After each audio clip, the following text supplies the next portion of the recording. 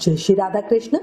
कार्तिक मास, जिसे धर्म ग्रंथों में सबसे पुण्यदायी मास कहा गया है, कहा जाता है कार्तिक मास में प्रभु का स्मरण, दीपदान, व्रत और दान करने से व्यक्ति मोक्ष का अधिकारी बनता है। देखो, भगवान श्री कृष्ण को कार्तिक मास बहुत प्रिय है।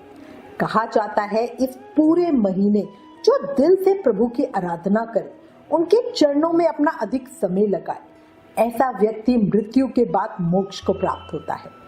इसी कारण इसे दामोदर मास भी कहते हैं। तुला राशि पर सूर्य के आते ही कार्तिक मास का आरंभ हो जाता है और ये शरद पूर्णिमा से कार्तिक पूर्णिमा तक चलता है। शास्त्रों में कहा गया है, कार्तिक मास में जो भी भक्त तन, मन और वचन से प्रभु की सेवा करता है, उसके सभी पाप नष्ट हो जाते हैं और अंत में उसे मोक्ष की प्राप्ति होती है। अब आज इस वीडियो में आपको बता रही हूँ कार्तिक में किन किन नियमों का पालन किया जाता है।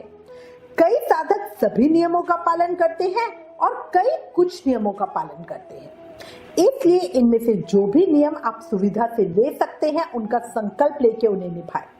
हाँ, बस वही नियम ग्रहण करना जो पूरे महीने आप आराम से निभा सको। बीच में नियम छोड़ना थोड़ा सा अशुभ होता है। अब हम पूरी कार्तिक मास के नियमों की चर्चा करेंगे। चर्चा शुरू करने से पहले एक जयकारा बोलो, कार्तिक मास के ठाकुर की जय, लक्ष्मी नारायण भगवान की जय। आप भी कमेंट करके जयकारा जरूर लगाना। अब चर्चा शुरू करते हैं।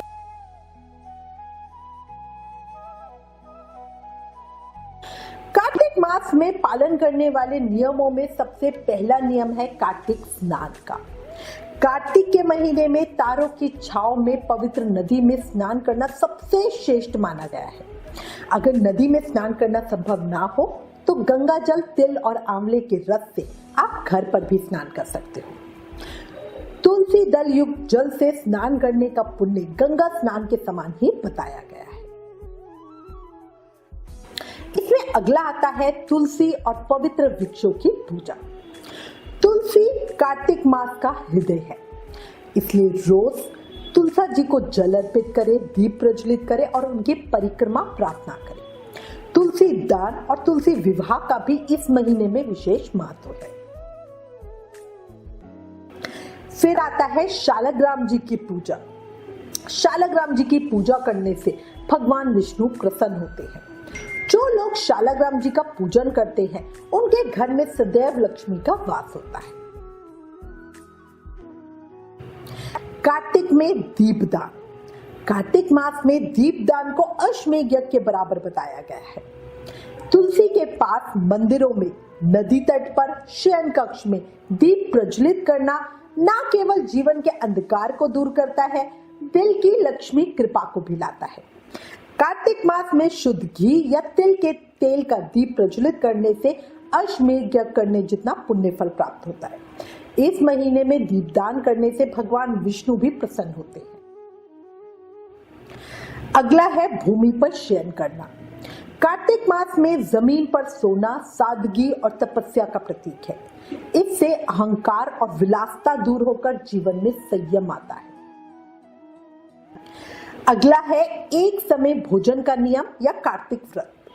कई साधक इस महीने में सिर्फ एक समय भोजन करते हैं। भोजन भी सात्विक होना चाहिए। प्याज, लहसुन, बैंगन, उड़द, मसूर जैसी चीजें वर्जित है। कार्तिक मास में उड़द, मसूर, करेला, बैंगन और हरी सब्जियां जो भारी चीजें होती है, उनका त्याग करना चाहिए। दाल चावल भी नहीं खाने चाहिए पूरे महीने। कई साधक अपनी किसी पसंद की चीज का भी त्याग करते हैं। कार्तिक मास में कोई भी दाल, उड़द, मूंग, मसूर, चना, मटर, राई, इनको भी नहीं खाना चाहिए। इस महीने में हल्का सात्विक भोजन करें। साथ ही जो भारी होते हैं खाने, है ना, उनसे हमें परहेज करना चाहिए, क्योंकि जितने आप पकवान खाओगे, जितना भारी खाना खाओगे, उतना आपको भक्ति से आपको दूर होते चले जाओगे। अगले नियम में आता है ब्रह्मचार्य का पालन करना। शास्त्र कहते हैं जो आत्मा में रमन करता है वही सच्चा ब्रह्मचारी है। इस महीने में ब्रह्मचार्य पालन से मन की चंचलता दूर होती है और साधना में स्थिरता आती है। इसके अलावा 8वां नियम है दान, सेवा और परिक्रमा का। ब्राह्मण, गौ, तुलसी, आंवला और अन्न का दान विशेष फलदायी कहा गया है।